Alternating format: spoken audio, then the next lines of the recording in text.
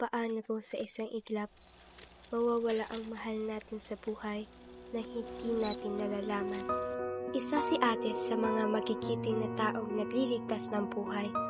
Isang nurse na nagsisikap para sa ikabubuti ng aming pamilya.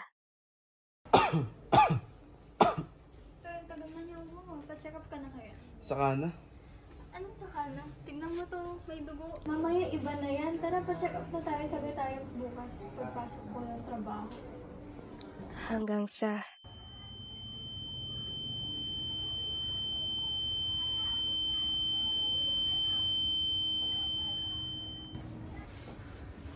Mr. Gonzalez, the doctor will see you now. Isang family member lang po ang pwede pumasok sa loob. Pero na, mauwi na po ako. May trabaho po kasi ako. Ingat po kayo, balitaan niyo po ako. Ingat po kayo mamaya. Tay, pagaling kayo Ingat po. Nak, antayin mo na lang kami dito sa labas na. Sige po na. Na kami.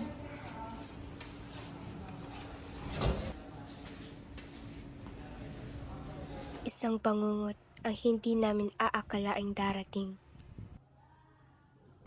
Siyempre, as a response ng katawan, normal lang na magkakaroon siya ng mga symptoms like lagnat and ubo.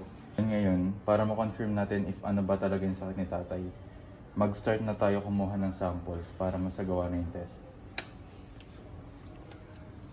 May sapat na kaalaman si ate, kaya't wala na kaming nagawa upang siya'y pigilan na dalhin si tatay sa ospital.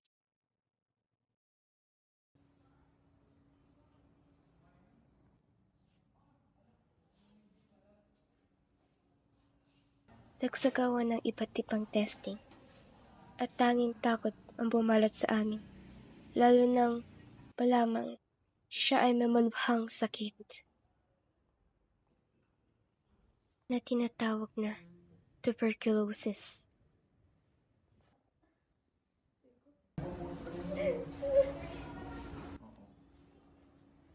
Kailangan mo rin bumalik dito for the follow-up check-up, then check natin kung may improvement ba sa mga sa pag-inom mo ng gamot, or kung hindi, is papalitan natin siya ng brand.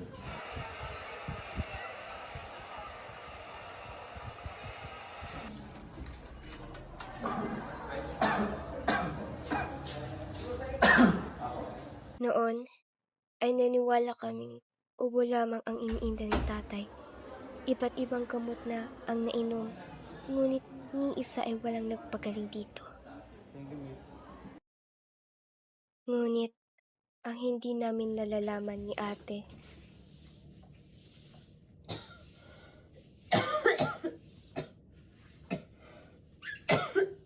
matagal na panahong inilihim ni nanay ang pagkakaroon niya ng sakit na katulad ng kay tatay.